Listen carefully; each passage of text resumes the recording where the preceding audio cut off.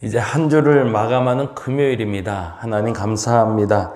다사다난했고 어렵고 힘들었던 이들도, 그리고 한 주간 그 모든 고민과 걱정을 품었던 이들도 이제는 마무리하게 하시니 감사합니다. 그리고 다시 새로운 출발을 기대해 봅니다. 우리 안에 일어나는 일들에 대해서 우리가 분명히 알아갈 수 있는 지혜를 하나님이 주셨을진데, 하나님 그 지혜대로 움직일 수 있도록 하여 주시고 순적히 만나게 하시고 순적히 이루시는 하나님, 때로는 고난 가운데 이루시는 하나님, 그 하나님과 동행하는 우리들 되게 하여 주시옵소서.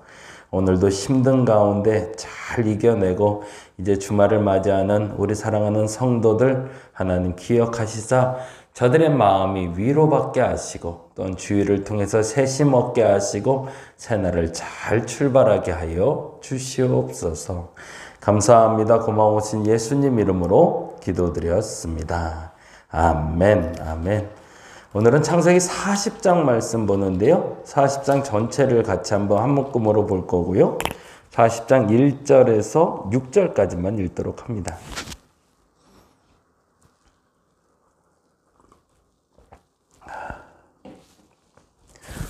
40장 1절에서 6절까지 우리 같이 한 목소리로 천천히 읽도록 하겠습니다. 그 후에 애굽 왕의 술 맡은 자와 떡 굽는 자가 그들의 주인 애굽 왕에게 범죄한지라. 바로가 그 두 관원장 곧 술 맡은 관원장과 떡 굽는 관원장에게 노하여 그들을 친위대장의 집 안에 있는 옥에 가두니 곧 요셉이 갇힌 곳이라. 친위대장이 요셉에게 그들을 수종들게 하매 요셉이 그들을 섬겼더라. 그들이 갇힌 지 여러 날이라. 옥에 갇힌 애굽 왕의 술 맡은 자와 떡 굽는 자 두 사람이 하룻밤에 꿈을 꾸니 각기 그 내용이 다르더라. 아침에 요셉이 들어가 보니 그들에게 근심의 빛이 있는지라. 아멘. 두 관원장의 꿈에 대한 이야기 같이 나누면서 오늘 요셉의 신앙에 대해서 한번 되짚어 봅니다. 사실은 오늘 포커스는 두 관원장이 아니죠. 한 관원장은 살았고 하나는 죽었더라. 이것도 의미가 있는 이야기지만 그것보다 더 중요한 건 그들을 통해서 우리가 알고 있는 요셉이 어떠한 삶을 살고 있는지를 보는 것이 중요하죠.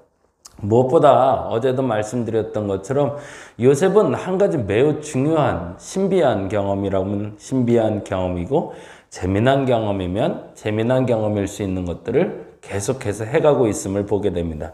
그게 뭐였죠? 그렇죠. 하나님이 함께 하신다는 거예요. 기이한 일이죠. 내가 어디에 있든지 하나님이 함께 하신다는 겁니다.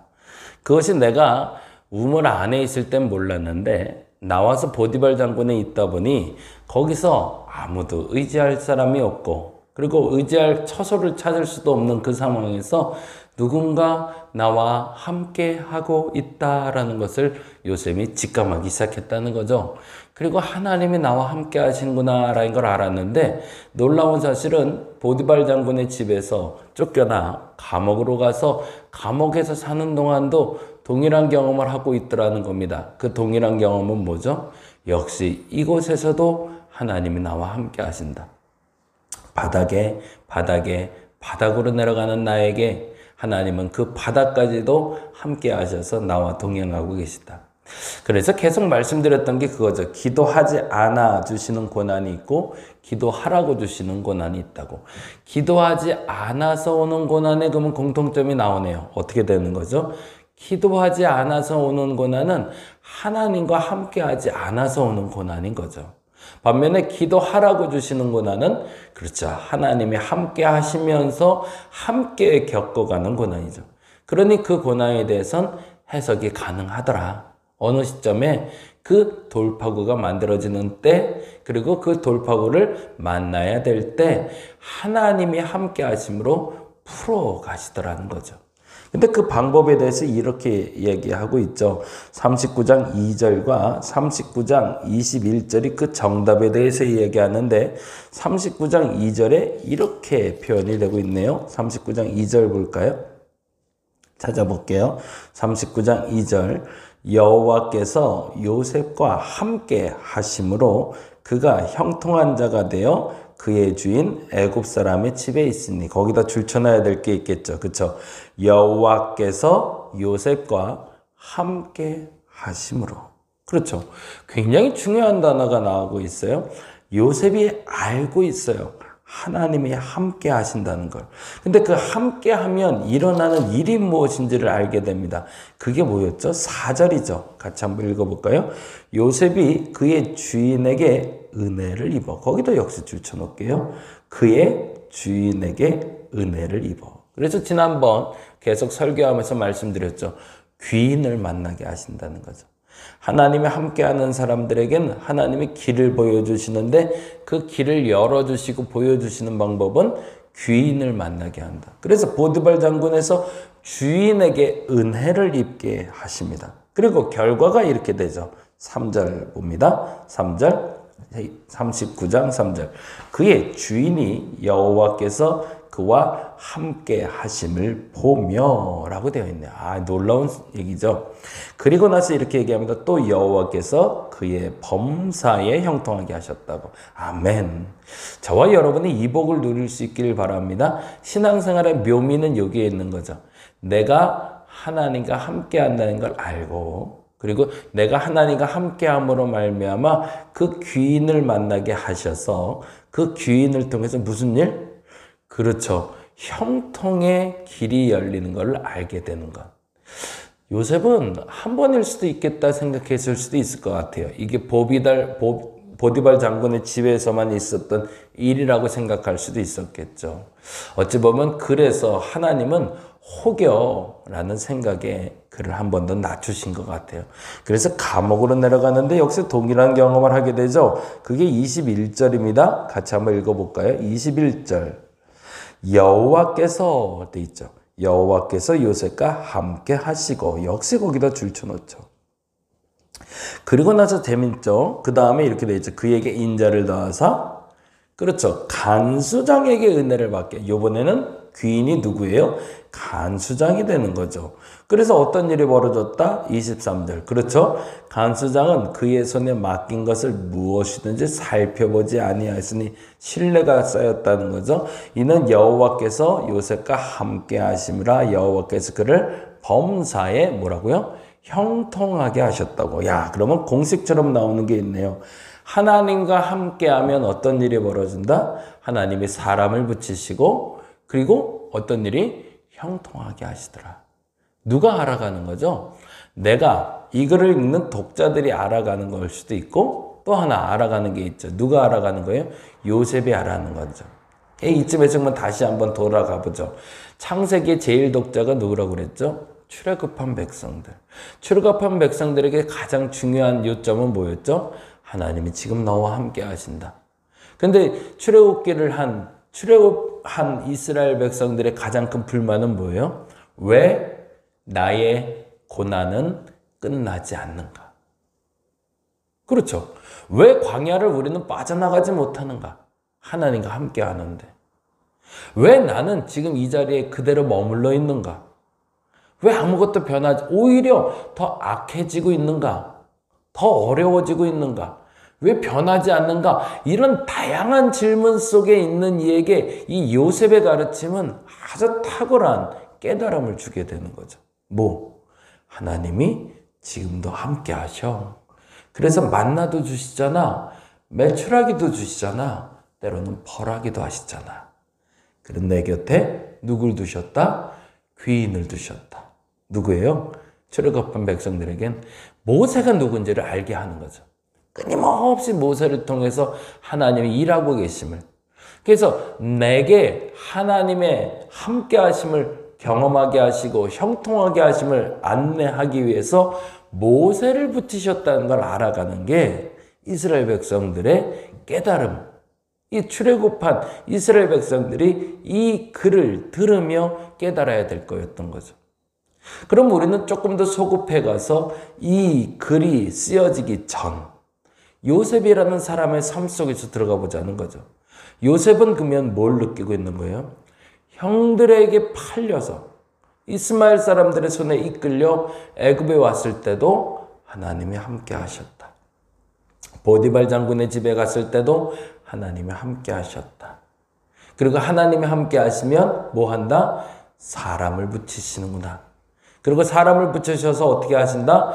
나로 형통케 하신다. 이 방법을 요셉이 배워가고 있는 거죠.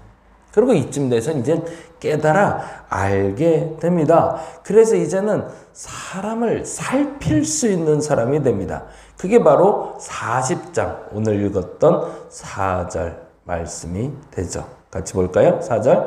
친위 대장이 요셉에게 그들을 수정들게 하매 요셉이 그들을 섬겼더라. 그들이 갇힌 지 여러 날이라. 지금까지는 간수장을 통해서나 보디발 장군의 집에서 물건을 관할하는 사람이 되었지만 지금은 뭐라고 있어요? 사람을 관할할 수 있는 위치까지 올라간 거죠. 그리고 나서 이렇게 되어 있습니다. 6절에 보니 아침에 요셉이 들어가 보니 그들에게 근심의 빛이 있는지라. 사람의 빛을 살필 수 있는 지혜가 열린 거죠. 그리고 나서 매우 중요한 단어가 나오고 있어요. 지금 요셉이 배웠던 공식이 뭔지를 기억하셔야 되고요. 그러면서 점점 요셉은 신앙이 얕아질까요? 깊어질까요? 그렇죠. 고난 가운데 있는데 신앙이 점점 깊어지는 걸 봐요. 놀라운 일이죠. 저와 여러분이 이 역사를 경험할 수 있기를 간절히 바랍니다. 고난 가운데 있는 분들은 특별히 이 고난이 끝나지 않을 것 같은데도 변화되지 않는 것 같은데도 어느 시간에 그 뚜껑을 열어보니 내 신앙이 깊어져 있더라. 이렇게 말할 수 있는 저와 여러분 되었으면 좋겠습니다. 그런데 문제는 40장 8절이에요. 같이 한번 읽어볼까요? 40장 8절 먼저 읽어보면 그 신앙이 어떻게 변화되고 있는지를 보게 돼요. 그들이 그에게 이르되 우리가 꿈을 꾸었으나 이를 해석할 자가 없도다. 요셉이 그들에게 이르되 뭐라고 되어 있어요? 해석은 하나님께 있지 아니하니까. 뭐예요? 그의 신앙이 어떤 신앙인지를 보여주는 거죠. 근데 이게 왜 문제라고 말씀드렸냐면 다음 때문에 그래요. 14절 볼게요. 14절 말씀 읽어볼게요. 14절 잘 쫓아오고 계시죠? 14절 읽어봅니다. 똑같은 얘기니까 괜찮아요. 지금 못 쫓아오셔도 지금부터 다시 쫓아오시면 돼요. 14절 당신이 잘 되시거든. 여기다 줄쳐놓을게요. 그리고 별표까지 해놓을게요. 왜 그랬을까요? 보세요. 14절 당신이 잘 되시거든 나를 생각하고 내게 뭐래요? 은혜를 베풀어서. 이 단어가 어디서 나왔던 단어죠? 39장 4절로 가보죠. 39장 4절 읽어볼까요? 요셉이 그의 주인에게 은혜를 입어. 39장 21절 볼까요? 여호와께서 요셉과 함께 하시고 그에게 인자를 더하사 간수장에게 은혜를 받게 하시매. 요셉이 알고 있었던 거죠. 누군가를 통해서 은혜를 얻어 자기가 형통케 된다는 걸. 그래서 지금 이렇게 요청하고 있는 거죠. 당신이 잘 되시거든 나를 생각하고 내게 은혜를 베풀어서. 근데 여기서 문제가 발생한 게 있죠. 그게 뭘까요? 은혜를 베푸는 대상이 누구냐라는 거죠. 요셉은 이 부분까지는 발견하지 못했던 겁니다. 그게 무슨 말일까요? 하나님이 함께 하셔서 귀인을 보내셔서 그 귀인이 그에게 은혜를 베풀고 그가 형통케 되는 게 공식이었어요. 그의 삶에서 그의 신앙이 성숙하는 공식이었고 성장하는 공식이었고 그렇게 배워가고 있었어요. 그러니 지금 이 상황에서도 떡 굽는 자와 술 따르는 자를 통해서 하나님이 내게 형통의 복을 주시기 위해서 사람을 붙이시는구나인 걸 알았겠죠. 그런데 그 사람을 붙였다라는 표현에서 다음 표현에 오류가 발생한 겁니다. 뭐죠? 사람이 나를 도울 거라고 착각한 거죠. 그건 무슨 말이에요? 사람이 도움을 주는 것은 맞지만 그 사람을 사용하시는 하나님이 그 사람을 통해서 내게 역사한다는 걸 착각한 거죠. 요셉은 그 사람이 자기를 도울 거라고 착각했던 겁니다. 그 사람은 하나님의 도구일 뿐인데. 그러니까 하나님이 다음과 같은 일을 결정하십니다. 그게 23절이죠. 40장 23절 읽어보고 마무리할게요. 23절 어떻게 돼 있어요? 술 맞는 관원장이 요셉을 기억하지 못하고 라고 돼 있죠. 그건 무슨 말이에요? 사람이 너를 돕는 것처럼 여겨지만 궁극적으로 너를 돕는 건 그 사람이 아니라 그 사람을 도구로 사용한 하나님이라는 걸 요셉이 깨달아야 되는 거죠. 자, 이쯤 되면 다시 한번 정리합니다. 하나님이 함께하는 사람에게는 하나님이 전적인 도우심이 역사가 나타날 겁니다. 어떻게? 상황을 바꿔서? 아니요. 환경을 바꿔서? 아니요. 사람과 사람을 만나게 하셔서. 다시요. 하나님이 함께 하시면 상황과 환경을 바꾸는 것이 아니라 사람이 사람을 만나게 하셔서 그 환경과 상황을 바꿔가실 겁니다. 그것을 우리는 귀인이라고 부르고 하나님의 은혜를 입은 사람이라고 얘기합니다. 이방인일 수도 있고 믿는 사람일 수도 있더라. 심지어 요셉을 돕는 사람들은 믿지 않는 사람들이더라.